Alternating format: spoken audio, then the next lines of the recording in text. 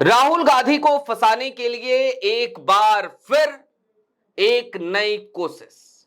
राहुल गांधी को supreme court से राहत मिली तो फिर किसके लिए मुश्किलें खड़ी हो जाएंगी और आखिरकार योगी आदित्यनाथ को सुप्रीम कोर्ट की बारगाह में जाकर यह क्यों कहना पड़ रहा है कि मिलॉर्ड सब कुछ कीजिएगा लेकिन राहुल गांधी को बख्श मत दीजिएगा। हाई कोर्ट ने जो फैसला सुनाया है उस फैसले को ही अपहोल्ड रखिएगा। ऐसी बातें योगी आदित्यनाथ की सरकार क्यों कर रही है? मामला बड़ा दिलचस्प हो चला है और यह मामला जुड़ा हुआ है सावरकर मानहानि केस से। नमस्कार, मैं स्वप्निल और आप न्यूज स्ट्रीट देख रहे हैं। आपके स्क्रीन पर बिना किसी भूमिका के सबसे पहले एक खबर दिखा देते हैं। यह खबर आपको बताती है सावरकर पर टिप्पणी मामला। राहुल गांधी के बयान पर यूपी सरकार ने सुप्रीम कोर्ट में दाखिल किया हलफनामा और यह एफिडेविट जो दाखिल किया गया, इस एफिडेविट में क्या है उसकी तरफ चलें तो इसी खबर के विस्तार में आपको पता चलेगा। कांग्रेस नेता राहुल गांधी द्वारा वीर सावरकर को लेकर दिए गए कथित आपत्तिजनक बयान के मामले में यूपी सरकार ने हलफनामा दाखिल किया है। यूपी सरकार ने अपने हलफनामे में कहा कि जांच से राहुल गांधी के बयानों की पुष्टि होती है जो पूर्व नियोजित तरीके से नफरत फैलाने का संकेत देते हैं। उत्तर प्रदेश सरकार ने सुप्रीम कोर्ट में हलफनामा दाखिल कर कहा है कि राहुल गांधी के बयान जानबूझकर नफरत फैलाने के इरादे से दिए गए थे जो अपराध की श्रेणी में आता है। सरकार ने शिकायतकर्ता निपेंद्र पांडे के तर्क का समर्थन करते हुए कहा कि राहुल गांधी के कार्य समाज में नफरत और दुश्मनी फैलाने के इरादे से किए गए थे।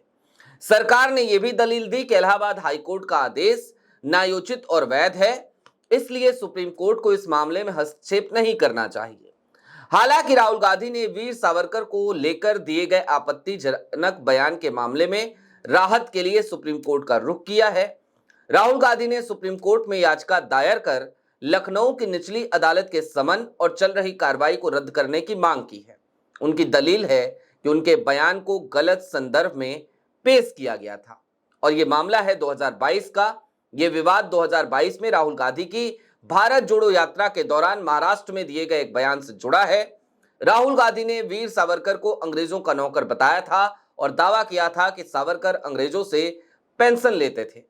इस बयान पर आपत्ति जताते हुए वकील निपेंद्र पांडे ने लखनऊ की निचली अदालत में शिकायत दर्ज कराई थी। अदालत ने प्रथम दृष्टया भारतीय दंड संहिता की धारा 153 ए और 505 के तहत मामला दर्ज कर राहुल गांधी को समन जारी किया था। अब यह मामला आपको मैंने इतना लंबा चौड़ा विस्तार में क्यों बताया?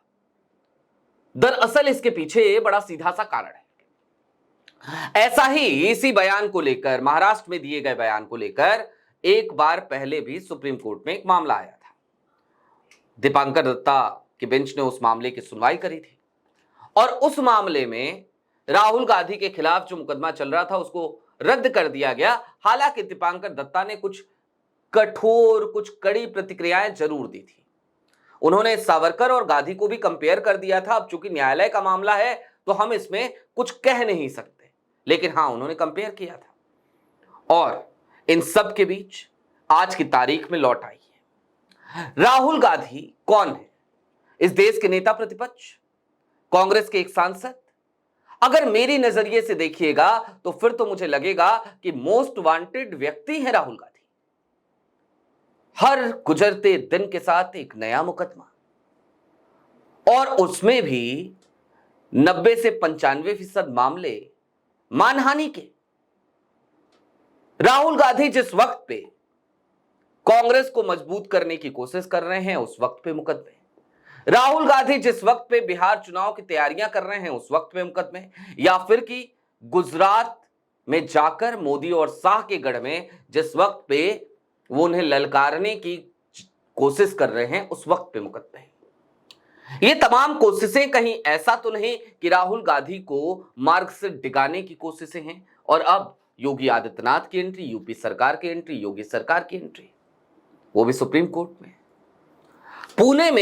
पुणे के एमपी एमएलए कोर्ट में एक निचली अदालत में वीर सावरकर मानहानि मामले का एक केस चल रहा है और यह केस किसी और ने नहीं बल्कि सात्विकी सावरकर ने दर्ज कराया है। समय समय पर उसकी अपडेट आपके पास आती रहती होगी। सात्विकी सावरकर कोई और नहीं है बल्कि वो विनायक दामोदर सावरकर के भाई के बेटे हैं। और सिर्फ वो विनायक दामोदर सावरकर के पोते नहीं हैं बल्कि उनकी ब्लड लाइन गोडसे से भी जुड़ती है।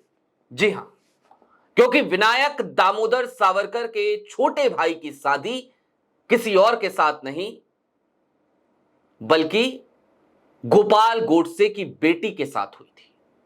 और गोपाल गोडसे कोई और नहीं बल्कि महात्मा गांधी की हत्या करने की साजिश रचने के जुर्म में 16 साल की सजा काट चुका एक अपराधी था जो नाथूराम गोडसे का छोटा भाई भी था। सात्विकी सावरकर को हर दिन पुणे के एमपी एमएलए कोर्ट में झटके पे झटके लगते हैं।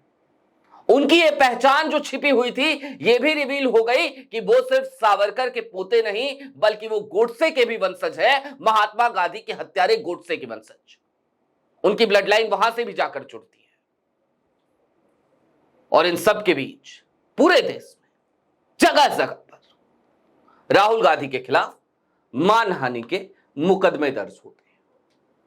राहुल गांधी ने हालांकि मानहानि के मामले को पुणे के एमपी एमएलए कोर्ट में समन ट्रायल में कन्वर्ट करने की मांग करी थी। उस मांग से सात्विकी सावरकर भागते हुए नजर आए थे, लेकिन उस मांग को स्वीकार कर लिया गया। अब सुप्रीम कोर्ट में आज क्या होगा यह देखना दिलचस्प होगा। राहुल गांधी को राहत मिलती है नहीं मिलती है। हालांकि इससे पहले राहुल गांधी को हर बार इस मामले में, सावरकर मानहानि मामले में सुप्रीम कोर्ट में राहत ही मिली है। और यह तो सावरकर मानहानि मामला है। मोदी सरनेम मामला याद कीजिए जिसमें राहुल गांधी की सदस्यता चली गई थी, तो उस मामले में भी सुप्रीम कोर्ट में आकर ही राहुल गांधी को राहत मिली थी। देखते हैं कि आज की तारीख में होता क्या है। अभी के लिए दीजिए इजाजत। ऐसे ही तमाम अपडेट्स, तमाम डेवलपमेंट्स के लिए जुड़े रहिए न्यूज स्ट्रीट के साथ। न्यूज स्ट्रीट एक नया और निष्पक्ष डिजिटल प्लेटफॉर्म है, लिहाजा इसे सब्सक्राइब जरूर कीजिएगा। शुक्रिया।